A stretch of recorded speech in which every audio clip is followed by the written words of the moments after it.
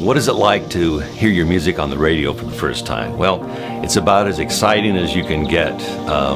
It's that moment where a friend of yours drives up in the driveway with your song on his AM radio in his convertible turned up full blast and screaming and hollering, and you're jumping up and down in the driveway, running around. People are driving down the street with your song. People are calling you on the phone. People are going, "Hey, we heard your song." And it was just one of the most inspirational moments that a musician can have, because you're suddenly going, "Hey, I'm no longer just a guy struggling. I've actually gotten somewhere." And the whole thing was, I was only 16 years old when it happened. The early 1960s, surf music came on the scene. It was a brand new, exciting sound on the radio. I know, I was there. And one particular song outlasted them all, I think. I'm with Bob Berryhill, the co-author and lead guitarist of the Surfaris, and the most famous surf song of all time, Wipeout. Bob, how did this song last all of these years? Well, I think when you write something that's so simple that everybody can remember, and when everybody hears it, or anybody hears it, they start hearing that drum beat, they know that song. Or if they hear da-da-da-da-da-da, they know that's what it is. And they get out of their seats and start dancing. So it's one of those songs that just does that. And it's done it for over 50 years.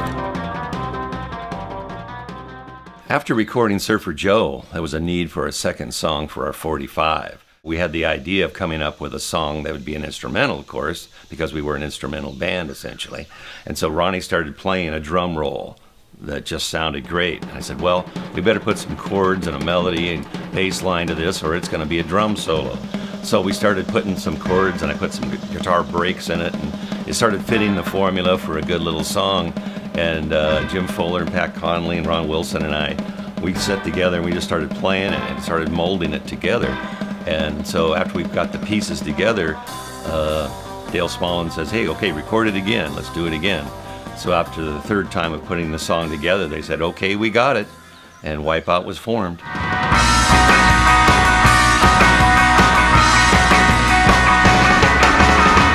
It's a situation where Wipeout, whenever people hear it, it brings up a warmth in their heart, and they love to hear the song.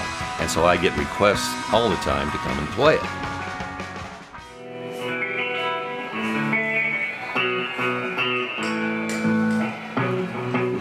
Now, you still tour as the Surfaris. Tell me about the show today. Well, the show today is myself. I'm sort of the last man standing of the Surfaris that still plays, and I have my wife and my two sons in the band. So it's a father and son operation, and what it means, it gives me the feeling. My sons were raised with the music. They love it. They love to play it. One son's a guitar player, the other one's a drummer. My wife plays bass, so that's a band. So what else does a guy need, you know? Now, you also do more than just Wipeout. It's the history of surf music and instrumentals in the show. Right. What I've tried to do is to put together a show that has in it the elements that inspired me as a musician and our band, what influenced the Surfaris. Songs like Pipeline and Surf Beat and Miserlou and...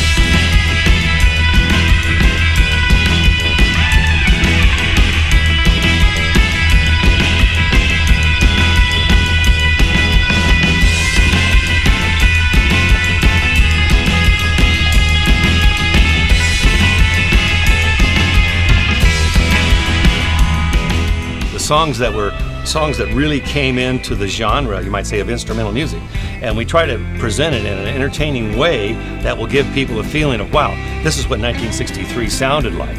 And people have come up after the concerts when we sell CDs at the table, they go, wow, this sounds just like 1963, I love it.